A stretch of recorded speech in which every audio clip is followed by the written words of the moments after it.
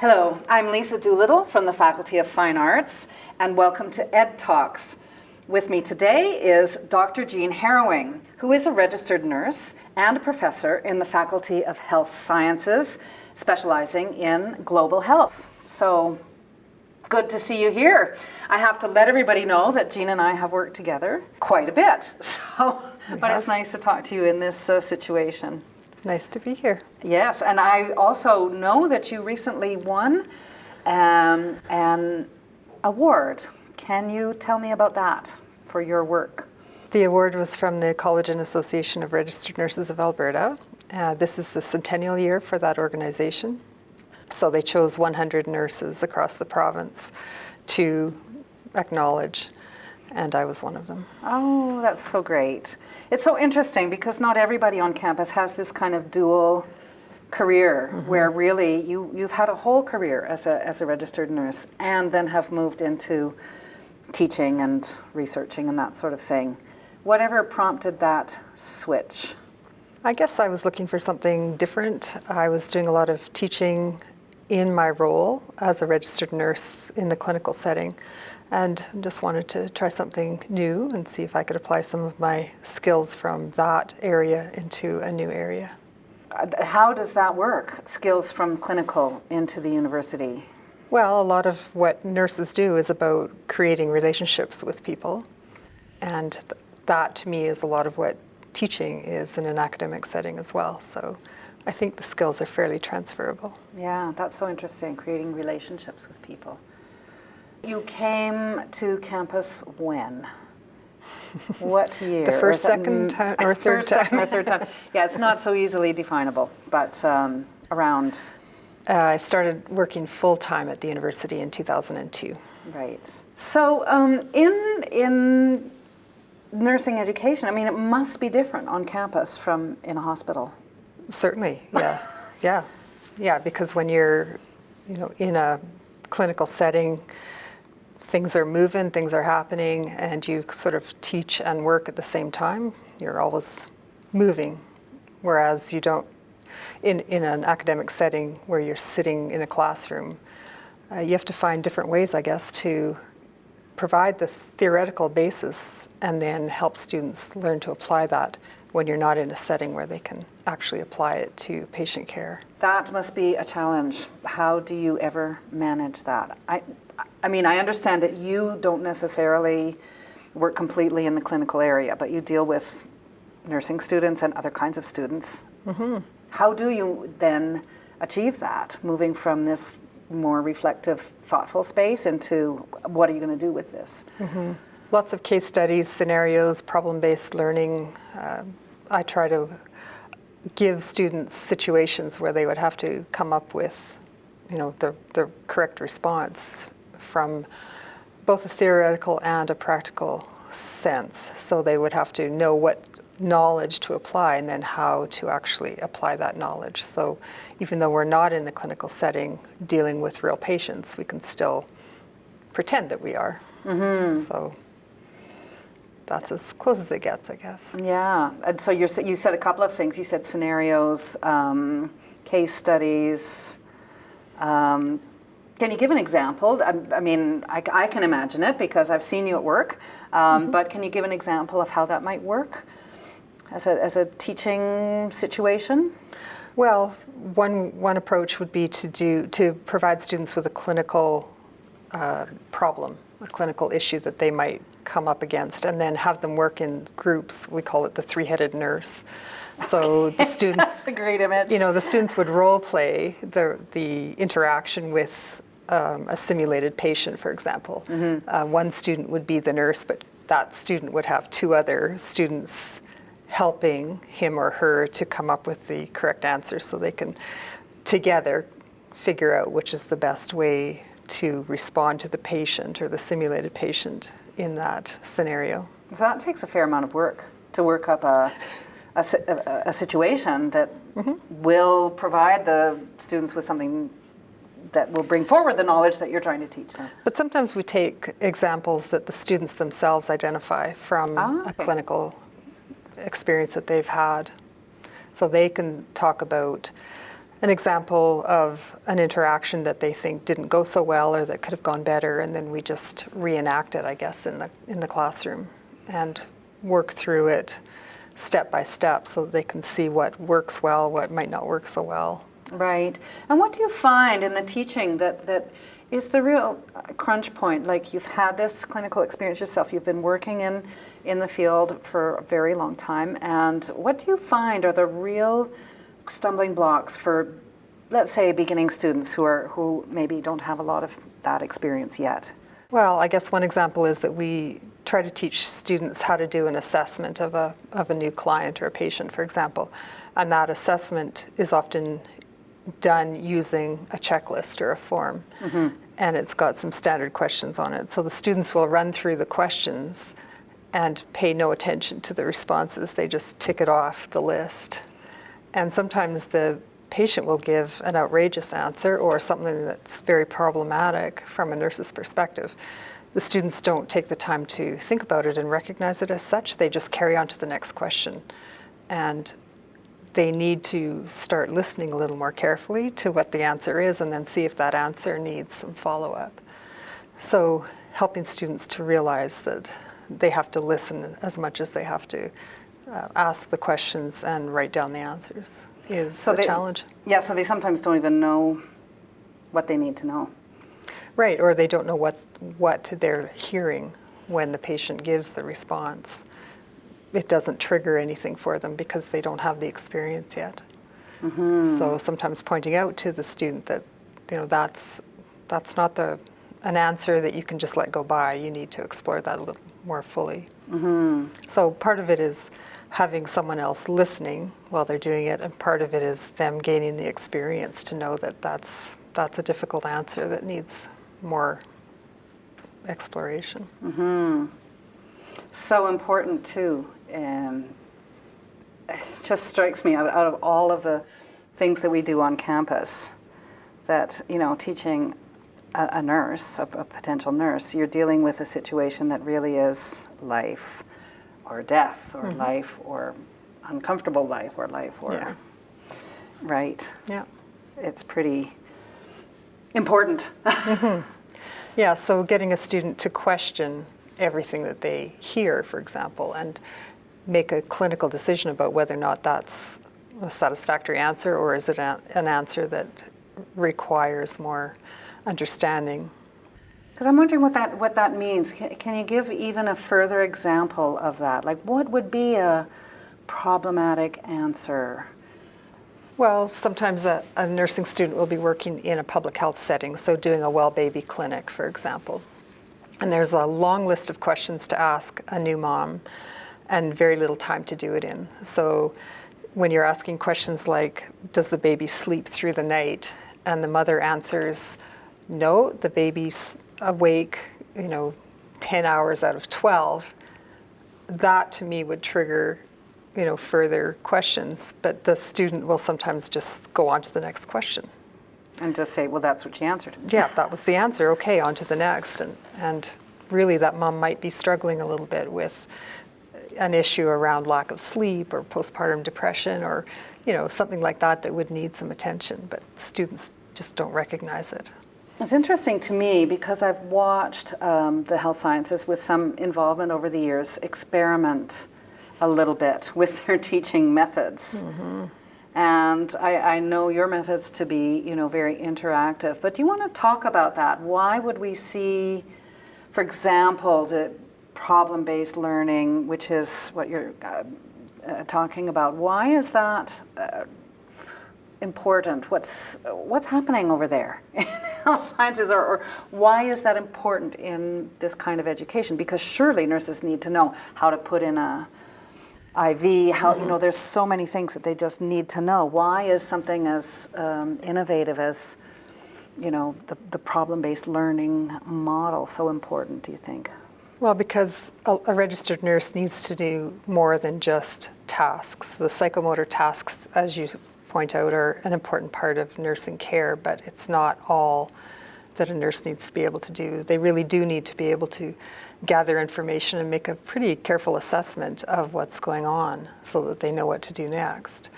And if all you do is practice poking needles into things, you won't be practicing those critical thinking skills.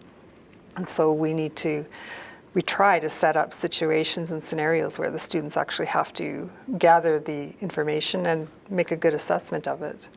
Because, as you pointed out, it can be life or death. And if you don't pay attention to certain things, you can be making things worse for the patient.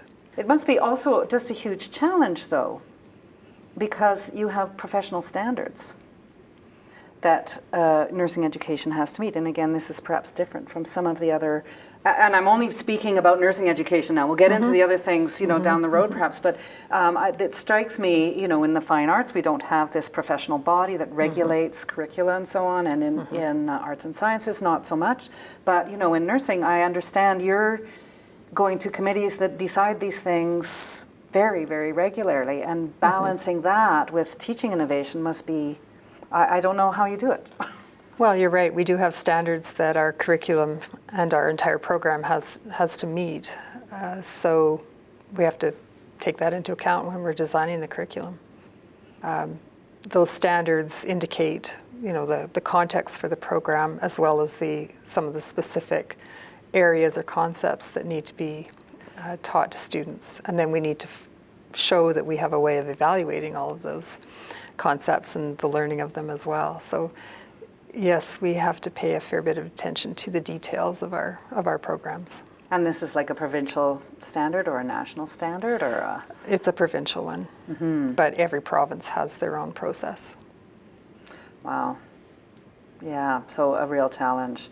How are you doing with that? I mean, how is it playing out in your faculty? This combination of needing to innovate, needing to engage students, needing to get the quality of education, and also then meeting these kind of external benchmarks. Well, our program is approved, so I guess we've been doing all right. Good. I mean, this is good. There's always room for improvement. So we are probably about to undertake a review of our curriculum and our program, and just make sure that it's meeting the needs of nurses who are going to practice, in the next few decades. And certainly things change. They do. In the field. Yeah, they do. And that's why we need to continually review what we're doing and make sure it is up to date, and that we're sending students out with the best knowledge and skills that we can.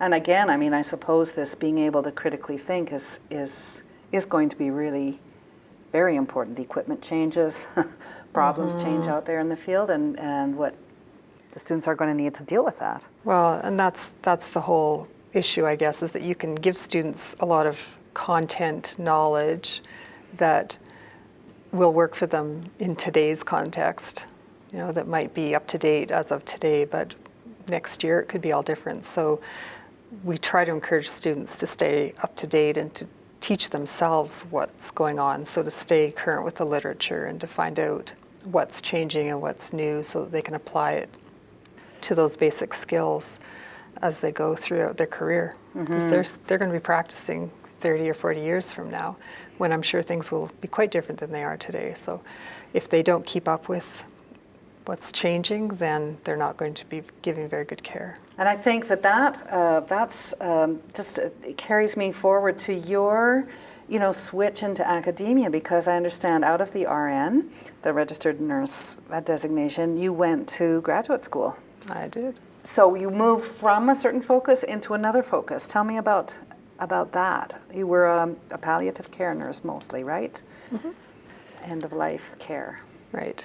Yeah, so that was the clinical area that I worked in for 10 or 15 years before I went back to school.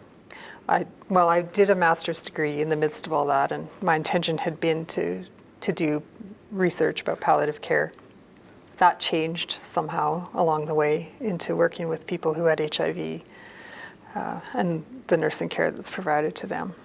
Well, you did go to the PhD program right at the height of the HIV crisis, didn't you? Was that a reason why you moved in that direction? Well, as part of my palliative care work in the early 90s, HIV and AIDS was a palliative condition at that point because people were not surviving. It was while I was doing my master's work that new drugs came out and the situation started to change for people. But at that point, it was a palliative care issue. By the time I started doing my doctoral work, I was going to continue doing HIV work, and I did. Just the focus and the location of that changed. So instead of doing it in the rural setting where I had intended to work, it switched to more of a global setting. So from southern Alberta to the globe. That's right, yeah. I had an opportunity to go to sub-Saharan Africa, so I took it. That's what I did. Because the opportunity presented itself and I couldn't turn it down, so I ended up in Uganda to do my doctoral research. And tell me more about that, because as far as I understand, it had a lot to do with teaching. Well, I was working with nurses in Uganda who were giving care to people with HIV. And the nurses had just undertaken a certificate program to give them some in-depth knowledge about how to counsel and treat someone with HIV or who suspected they had HIV. So the work that I did was evaluating or looking at the consequences of that training on the nurses in their professional lives, in their social lives, in their community lives.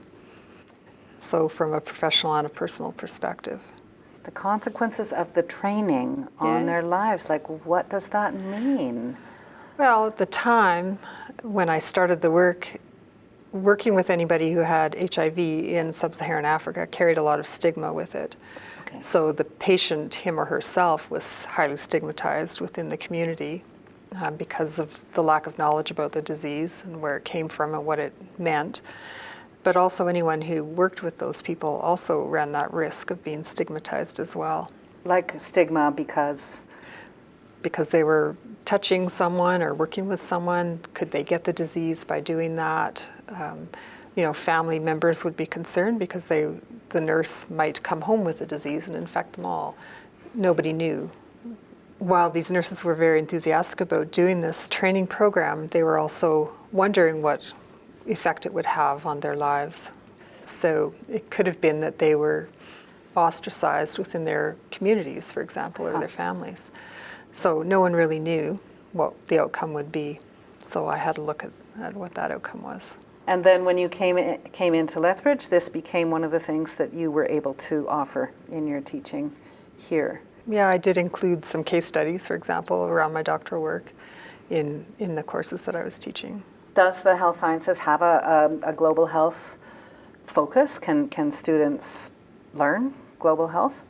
The students who do the public health program, so the Bachelor of Health Sciences and Public Health degree, has a required course in Canadian and global perspectives on public health. So I've been teaching that course for the last few years, and I include a fair bit about sub-Saharan Africa and other parts of the world that we don't usually talk about or consider when we're talking about public health. So that is the students' opportunity to try and apply principles that they learn about public health to settings that are not very familiar to them. How do you do that? The settings are not very familiar. The global health perspective. Here we are in southern Alberta. Mm-hmm. How do you make that happen for students? And what's the point? If somebody's, for example, a public health person is just going to go, manage Lethbridge Regional Hospital eventually or whatever. I mean, what's the point? Why? Well, I guess my goal is to try to help them understand that local and global aren't so very different. So things that affect people in other parts of the world somehow can also affect people here. Situations that we have here in Canada are very similar to situations that are elsewhere in the world. So water quality, for example, is a huge public health concern in many parts of sub-Saharan Africa, for example, but also is a huge issue in many parts of rural and remote Canada in particular. So students think about them versus us. Those people over there have all these health problems. We in Canada have none. And so we try to make the links between the local context and the global context. And we usually realize by the end that many things are very similar between us. Mm-hmm. And that it's not us and them, it's all of us together. climate change issues in North America have huge effects in other parts of the world. As we alter rain patterns and weather patterns and wind and all those kinds of things, that certainly affects people in other parts of the world. People who have less power to do anything about it, unlike the power that we have to make changes, other people just receive the consequences, and those can be serious consequences for them. Mm-hmm. I think that's very valuable and brings in a lot of what the University of Lethbridge claims to do, which is to connect students to the bigger picture. Yeah, that global citizenship piece, I think, is important. You and I have to go there now, but you and I have worked over a very long time on a project in Malawi, and it's connected to your global health work. Can you talk about how that came about? Because it certainly didn't come about because of me. It came about because of your focus. So here we are in Lethbridge, and you're teaching in theory, global health. And then this course began to emerge. How did that happen? Well, at the time I was the chair of the board of the Lethbridge HIV Connection. And I'd been invited to a meeting at the museum in Lethbridge. I wasn't quite sure why at the time. The museum? Not the Galt Museum in Lethbridge. So I went to the meeting where there were people from Malawi there. They worked for the museums of Malawi, and they were doing a tour and attending a conference in Western Canada. So I met these people and wondered why, as the chair of the HIV Connection, I was at the meeting in the first place. But it soon became apparent that the work that they do as part of the museum in Malawi is to do outreach around HIV and malaria, because those are lethal diseases, and were at the time, especially in sub-Saharan Africa. And it was felt that the role of the museum was to preserve culture, and that if people were dying, you couldn't preserve culture. So they were doing a lot of outreach work around prevention and treatment of HIV and malaria. So I just simply asked a question about whether or not they ever have students come from Canada to work with them on their projects. And they thought that was a great idea, and it just grew from there. It certainly did. It certainly did. It did, yeah. And I'm very glad you invited me into the project, and So that the course finally came to occur in 2008. Mm-hmm. And tell me about how, what kind of learning were we imagining at that point? Well, I think that we thought that it would be really useful for the students to learn something about social justice, as well as just disease prevention. That would be a fairly narrow focus, but to broaden that to look at social justice and human rights. And then, of course, your input into that was to use theater for change to be the vehicle by which students could participate in that whole process. So I think we came up with a fairly innovative way of incorporating theater for change and health promotion and community development into that 4-week trip that we took in 2008 with our 12 students. Part of what the students did was to raise money as well to buy mosquito nets, so that we would distribute those mosquito nets in Malawi as we went from rural village to rural village. And that helped the students to understand a little bit about resources and allocation of resources and what happens when you don't have access to resources. So I think we combined many different concepts and approaches into creating a learning experience for students that would be fairly unique. Mm-hmm. It wasn't, just traveling around watching people or touring hospitals or, those kinds of things. It was actually having the students take a very active role in helping children in communities at rural schools to learn about the information, but also to build their capacity to make change themselves within their own communities. I mean, it's gone through a number of iterations. We've gone every couple of years, mm-hmm. And what I found so interesting is how some of this approach has gelled, and what we've heard back from students about the results of that course, how that's influenced different students' lives. Because of course the students who go on the course, it's open to everybody across the university. So we do have many nursing students and many public health students, but some drama students, some psychology students, some education students, a real mix. So can you talk about what we've heard about the learning, because it's a 24/7 thing. We're with students night and day. It's very intense. It's a huge cultural change. It's very immersive. We prepare students in a separate course before they go. But what happens, what do we hear about the effects of that learning experience? We hear many things, and it depends on when you talk to the students. Right. During the trip, they're overwhelmed by what they're seeing and hearing and smelling and doing. Soon after they get back, they're very interested in talking to people about their experiences. So they're showing pictures and, talking about sort of that immediate impact.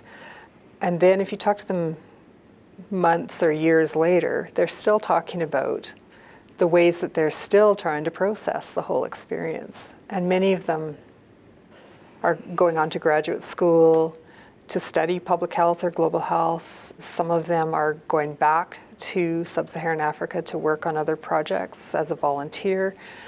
Some of them are working, some of the nursing students go back and actually volunteer as registered nurses in facilities. But many of them have long-lasting effects, I guess. They do various things in the way that they process that, but many of them do not forget about it.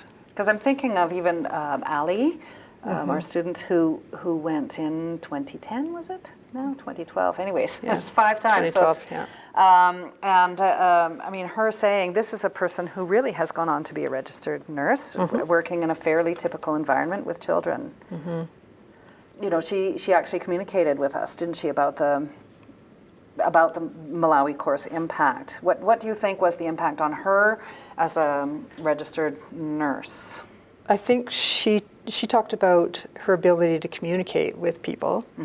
She has this skill at talking with or communicating with children, for example, who don't always respond to verbal language or who may not speak the same language that she does. So she's found other ways to communicate with kids, as have many of the other students. Because of that work, yeah. They talk about just being able to talk to people now. One of the students who just went in 2016 did a presentation to a class of grade 5 students, and she said she now is able to stand up and speak fairly easily in front of a group of people, something that she couldn't do before.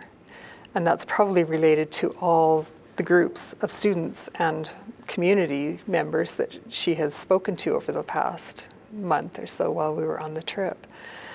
So, yeah, many students find a new way of just communicating and being in relationship with people.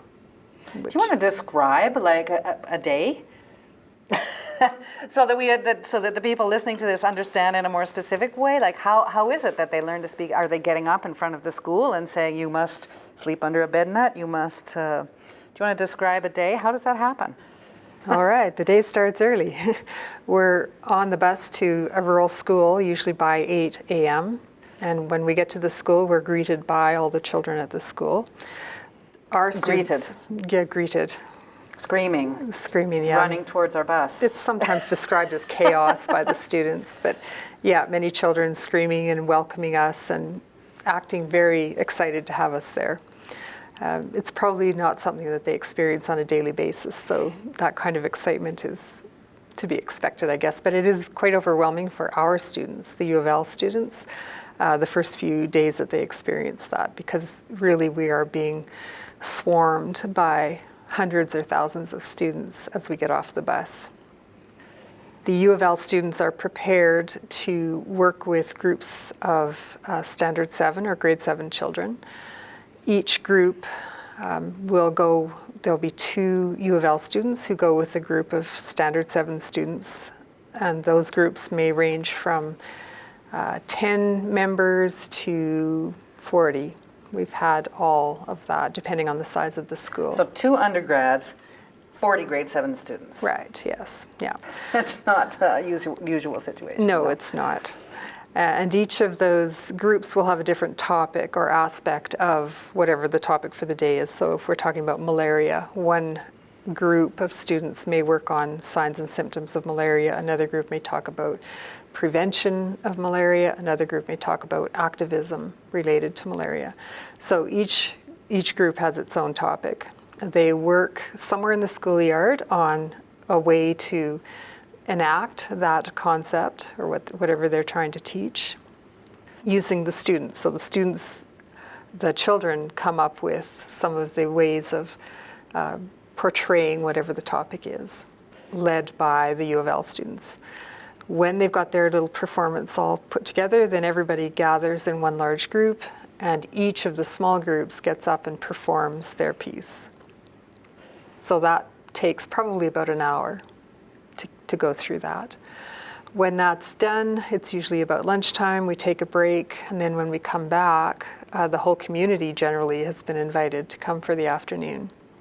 So in the afternoon, there are what's called cultural performances. So the members of the community, which can be anybody from the children up to the elders, will do dances, songs, poems, you name it. Stand-up comedy They do in comedy. languages we don't understand. That's right. They do their own little skits about malaria or HIV. So we spend the afternoon watching that or participating. Our students from university are often invited to participate with the dances, for example. So you'll often see a group of women doing a traditional dance, and our students get up and join them, and it's very good to watch our students participating in that, because they're, getting up in front of everybody to do that.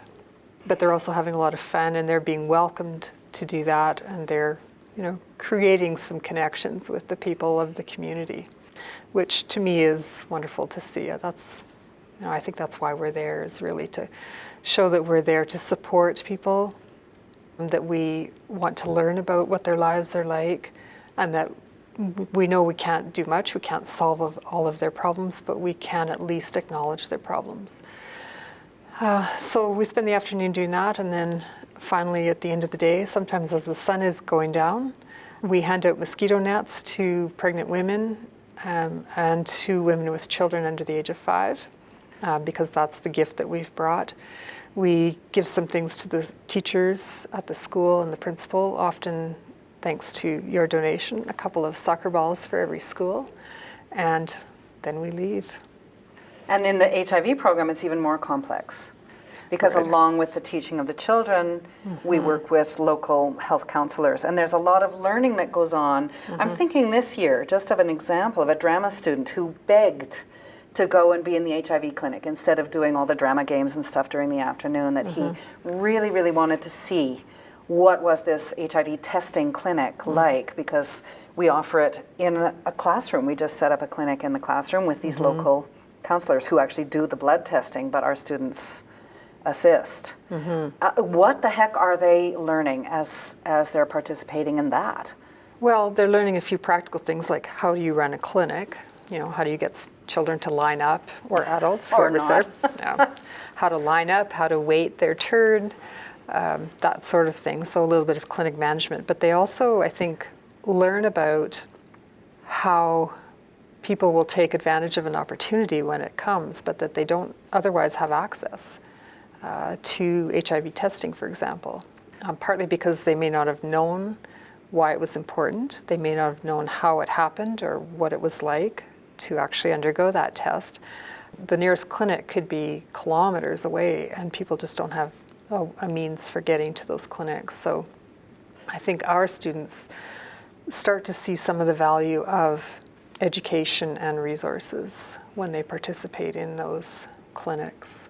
We also do blood pressure clinics. The nursing students will do blood pressures, and again, they learn about running a clinic, processing people through that in a fairly orderly way.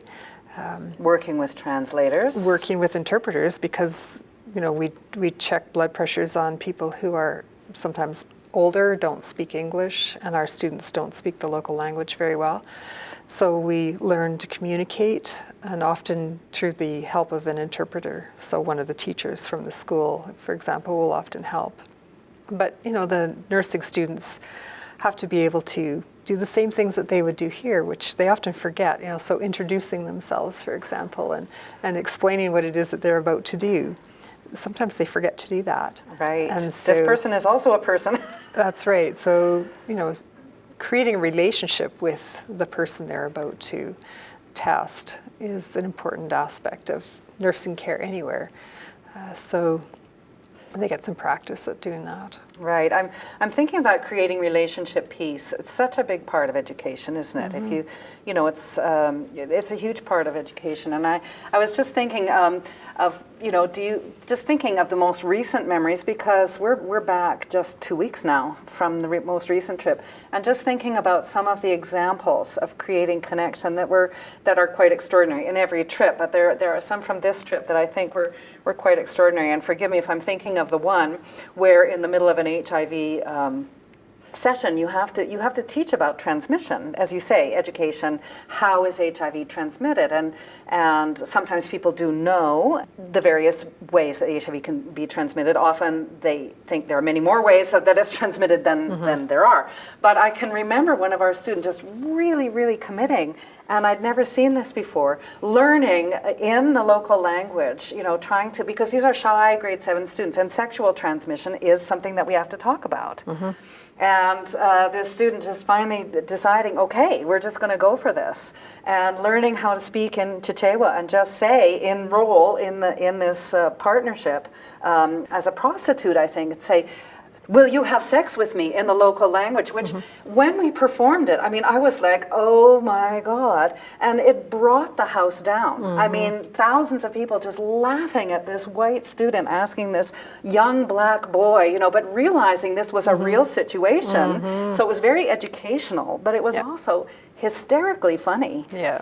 And showed this initiative of this nursing student of realizing, oh, these students are shy. I'm going to have to show that I am not shy, because I know that you need to save your life. You need to know. It's so important to do this. So I'm just going to do this. Yeah. Extraordinary. It was extraordinary. It was quite awesome, actually, yeah. And that was not an easy thing to say, as I recall, in that language. It took a lot of practice. Yeah, she had to work for a while, yeah. Yeah. Yeah, because their language doesn't have all the words that ours does, so. Right. Sometimes they are very creative in how they describe things. Yeah. Can you think of any other examples, not even funny, of just some of this way of creating connection that happened over the years, or most recently, things that really struck you from your perspective as a public health educator, global health educator, that were real learning moments? Well, I remember the year that we went to a school where there were disabled children. So most schools have a few children with disabilities, but they don't get any special treatment or any help other than another child who might, accompany them or push their wheelchair. But not many schools have additional programming resources to. They just don't have the resources. To help these kids. But that one school that we did go to, where there was an orphanage there were some caregivers there who helped take care of these kids with disabilities. And some of our students were quite moved by that experience, I think. And later on, one of them, when we came across another young boy who had mobility issues and was going to have to drop out of school and didn't have a very bright future ahead of him because he couldn't move very well, he couldn't get around. The student arranged funding for a wheelchair for that child. So she had done some fundraising herself, and her mom matched, her donation so that they were able to purchase a wheelchair. And so the money was sent to our partner, to Aaron Malua from the Museums of Malawi, after we had left the country, and he arranged for the wheelchair, he arranged for an assessment of the child, and I think he even bought the child some shoes, which the boy had never had before. So, that movement to action for that particular student was fairly impressive to see, because a lot of students talk about how important it is that, that we help people, but she actually did it. And so it was nice to see. And that that she had then a vehicle by which to do that. Mm-hmm, mm-hmm. I mean, that's a fairly challenging course to keep going, and it's not central to a curriculum. It's an option for people, and yet it's very valuable. How can we at the University of Lethbridge and in your profession keep this going? What are the ways of teaching that we can keep this kind of inspiration going? Well, you're right, it is a difficult course to sustain, because it's expensive for students to come up with the money to go on a trip like this. But I think there are opportunities for similar principles to be learned and activities to be engaged in by doing things locally. You don't have to go halfway around the world to do this kind of work. So students could be doing similar kinds of things closer to home, which would make it much more feasible for more students to participate in something like that. On the other hand, we've talked about finding financial support for students so that more students could engage in this particular project. But the ones who really, really want to go can make it happen. They work a couple of extra jobs. They start planning from the day they leave high school when they find out about this opportunity. Some students have come to the University of Lethbridge so that they could go on this trip. And those students, I think, have worked long and hard to raise the funds so that they can go. So the students that do come, I think, are usually highly motivated. They've worked really hard to get there, and they want to get a lot out of it. So they put a lot into it, and it's nice to take those students. But it would be nice to make the opportunity available to other students as well. Right. You do, in some respects, do that in nursing. Again, perhaps not with sufficient funding, because you have a number of kind of internship opportunities. It's built into your program, as well as these optional opportunities. Can you talk a bit about how that works in the teaching? Are you involved with that directly? Well, all nursing students have to do a 10-week preceptorship at the end of their program. So it's a time when they can consolidate all of their skills. They work as a registered nurse under the supervision of a registered nurse, but they start to take on that person's workload, basically. And to do that, they may stay locally, but they can also go elsewhere. And so we have an arrangement with a university and a hospital in Uganda for students, where students can do that.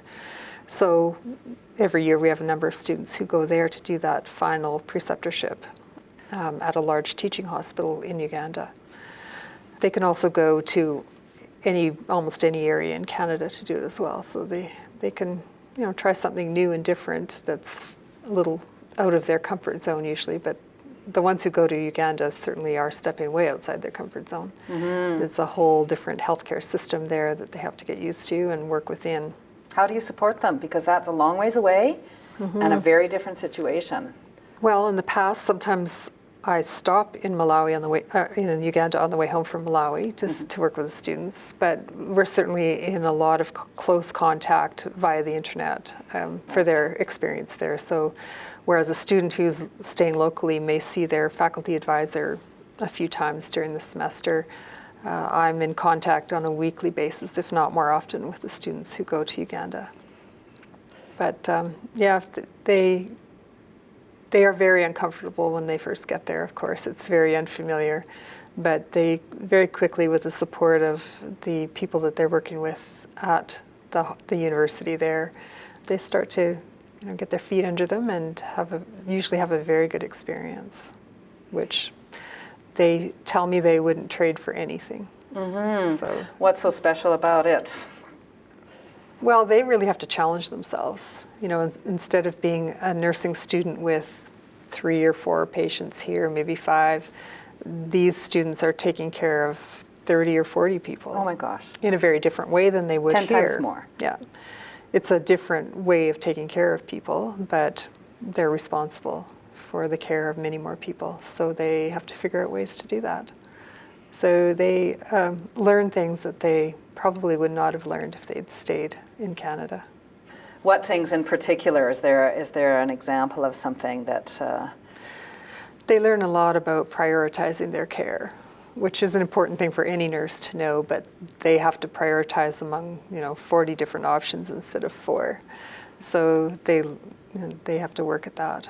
That must be very emotional, because the options would be person delivering a baby, person dying of malaria, person with a broken foot.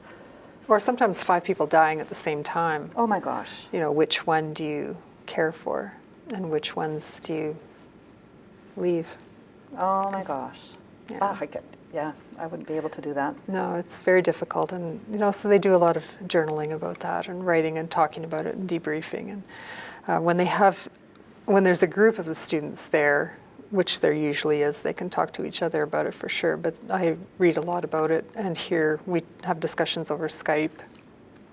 So I can stay updated on what they're doing, and they can talk about those kinds of situations, because they're difficult for anyone, whether you're a novice nurse or a very experienced nurse. Pretty tough to make those choices. Yeah. And it's a choice you have to live with for the rest of your life, really. Yeah. And it will impact your career forever. Ethical decisions on the ground. Yeah. Yeah. That must be really, really hard to teach. I'm not sure there's a lot of teaching that goes on. It's just creating opportunities and providing support for them to work through the situation. Because there's no right way to do it, really. You just kind of, at that point, you start to listen to your gut even more than you ever have before as a nurse, and do whatever you think is best. It must take some kind of formation, though. It strikes me that in a way, the environment here is very conducive to being able to make those decisions, because your nursing students are exposed to other things across campus, to other disciplines, to this sort of liberal education environment. Do you think that helps? It helps. I don't know if they recognize it as helping at that point, but yeah, of course it does help. But when it comes down to it, it's them in the moment making a decision. My goodness. Yeah. Better you than me. Better you than me. Yeah. I do more witnessing than teaching in that case. So what are your biggest challenges then in teaching these young people going into this field, do you think? What are your these intangibles? What happens as a teacher? How do you prepare?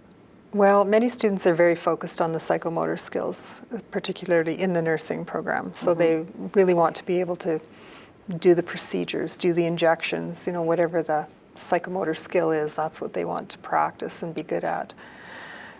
And sometimes it's difficult to help them understand that that's the easy part of nursing. You can train just about anybody to give an injection or do whatever that particular skill is.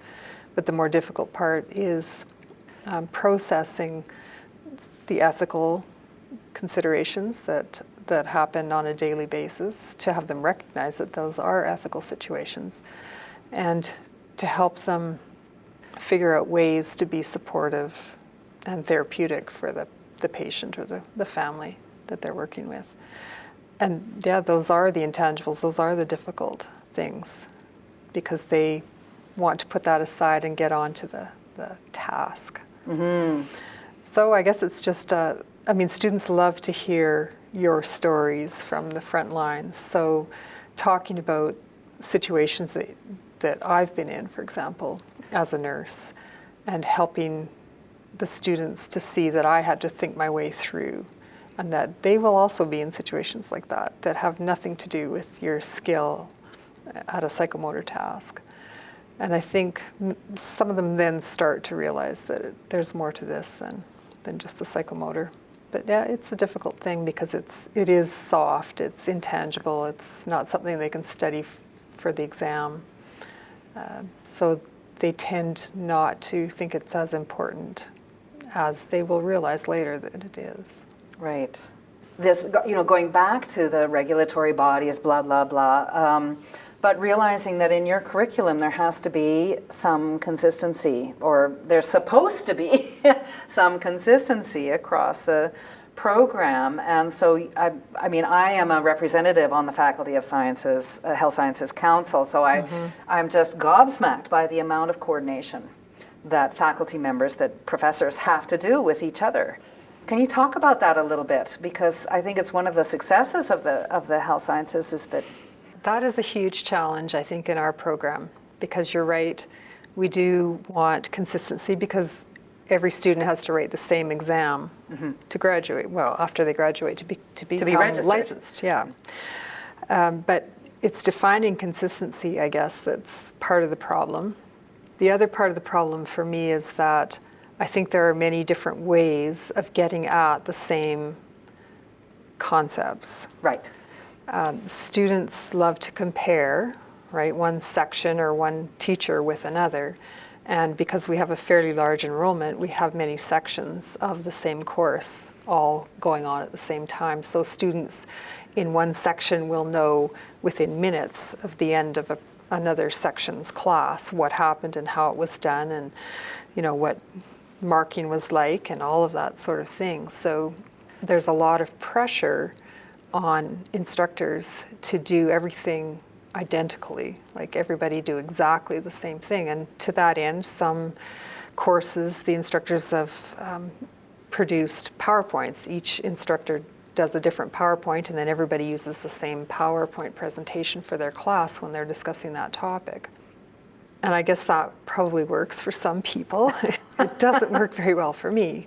And I know for some of my colleagues as well, they don't really like that. But it's a way of saving time, and it's a way of helping the students, I guess, or assuring the students that the teaching is consistent because we're all using the same PowerPoint.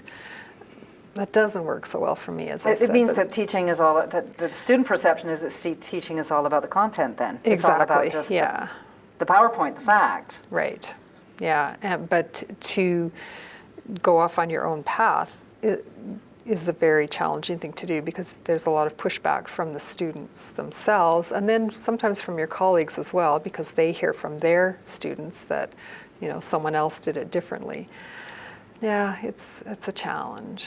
It's very difficult. So I think as instructors, we need to think more about getting across the concept, but that we need to let students know that there are different ways of getting there, and that instructors should have some license or leeway to get to that concept, however works best for them, given the classroom of students that they have.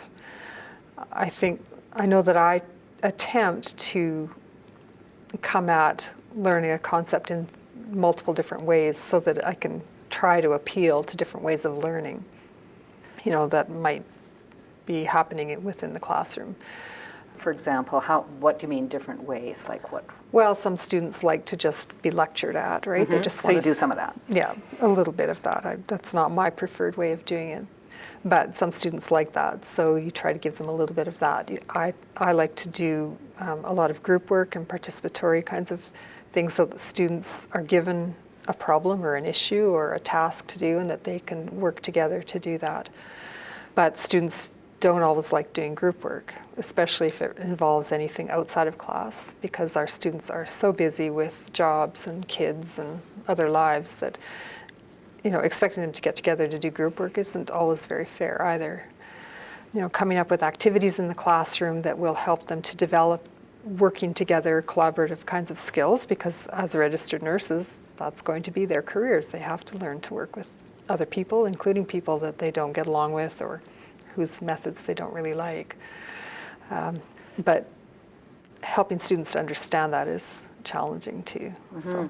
And I think I'm just thinking of an off-the-cuff comment from one of our students that we took to Malawi, saying, oh my goodness, the schools are so different from each other. Like, this is a school that's well managed, this school is a mess.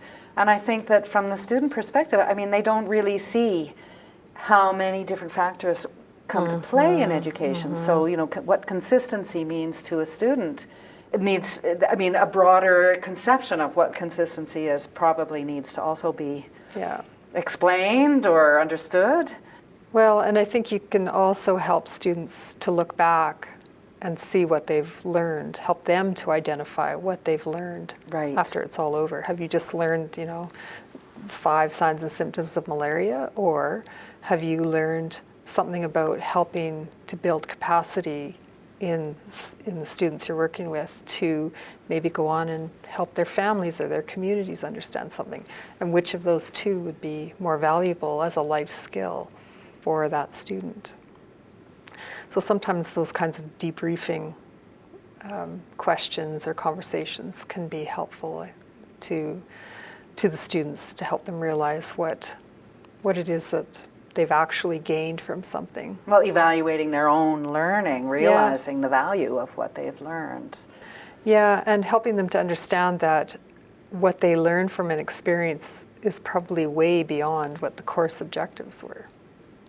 You know, the things that our students learned about themselves when they went to Malawi and experienced everything that they experienced there. Did you learn anything beyond what was on the syllabus? And they pretty much have to say yes, because they do learn other things. But they don't always take the time to reflect on that. So giving them some opportunities to explore that, I think, is really valuable, even more valuable than the top signs and symptoms or treatment drugs for a disease. I was thinking also about the sharing among faculty of strategies, which I imagine also happens in health sciences. Did this work for you? Did that work for you on this topic? Because you are dealing so much with the same topics, have you tried doing it this way or that way? Yep, and we have lots of different people with lots of different interests, and you know, many of our instructors are experienced nurses, so they've got a lot of ideas from the work settings that they come from, but they also have explored different things, you know, along the way. So they have a particular interest in something that they can share with someone else who hasn't explored that topic or hasn't really looked into ways of sharing that with the students. So. And I think maybe the students don't realize that too, that if you made something so standard, we would miss out on the particular rich experience that this, you know, Jean Harrowing has had in her professional life compared to another nursing instructor, that if you miss that deep, you know, experience, you're really missing out on what the university can offer. In fact. You might as well just read a book. Exactly. Or watch a video, as the case may be these days. Yeah, or look at a PowerPoint. You know, the students are really insistent that I put up my PowerPoint presentation. Well, I don't usually have a PowerPoint presentation, and if I do, it would probably be quite meaningless to them because it doesn't contain a lot of content usually. And that's it, isn't it? It's the question and the experience of answering that question that is the real learning. I think that's where the learning comes in. Yeah, well, I'd like to thank you for taking the time to sit here. It's really nice to talk to you in this setting. I think that the particularities of nursing education are really interesting and have a lot to speak to about university education in general. So thanks so much for your time. Thank you, Lisa. Okay, you're welcome.